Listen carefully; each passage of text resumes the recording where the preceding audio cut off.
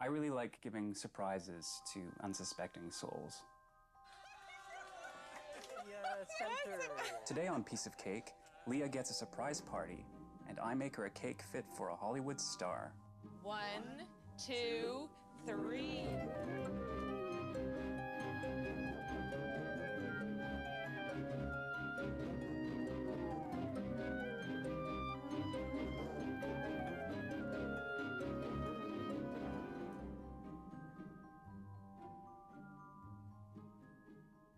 I really like to know as much as I can about the person, what their favorite flavors are, favorite colors, what they do for a living, and then I take all of those different elements and then I try to weave them into something as personalized and as intimate as possible. So Sean, what can I do for you? I want to surprise my wife, Leah.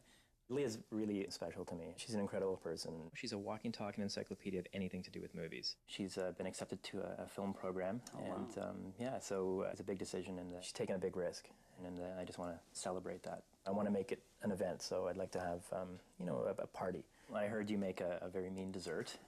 So tell me about Leah's tastes. What are her favorite flavors? I'd say she's, you know, partial to spicy Chinese food and chocolate.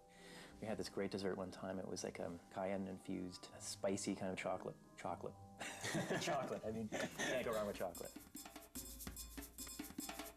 I'm trying to piece together her love of the cinema, her love of theater, and the fact that she's going to film school with what she likes to eat. I like to go for long walks and get my inspiration from quite a few different sources. If you go to markets and things like that, sometimes you'll come across ingredients or architectural elements on buildings that you know, otherwise wouldn't have thought of. You have to get out into the world and soak up different influences and different ideas in order to create something new.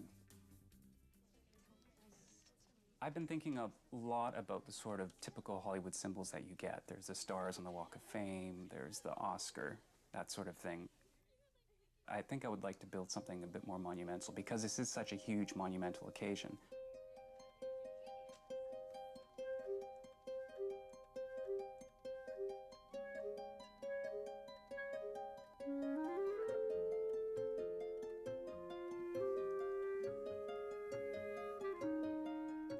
I have a funny feeling that this is going to be an absolutely massive cake. Grauman's Chinese Theater in Los Angeles. It's this huge, towering, it looks like a Chinese pagoda, basically. I think that's really neat because it ties together her love of Chinese food and her love of the cinema.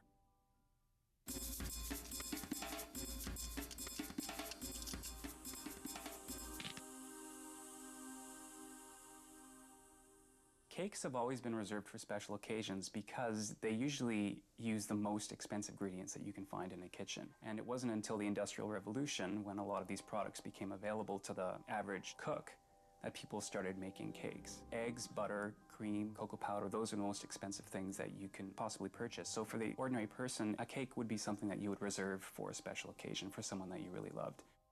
Some super strong coffee. I want a really dark, moist, rich chocolate cake, and that's what the coffee will do. Because when I'm slicing it into really thin layers, I don't want it to break on me.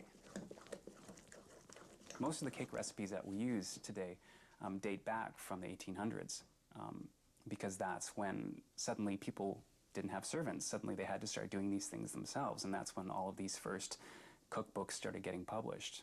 It's really important to make sure you read your recipe a few times before you start actually baking something. There's lots of stories of cake making gone wrong. My sister tried to make a chocolate cake similar to this one, but she didn't really read through the recipe that well, so she put the wrong measurement of baking soda in. Instead of 2 teaspoons, she put in 2 cups. It didn't really bake. It was kind of interesting. It just slowly rose and erupted in the oven.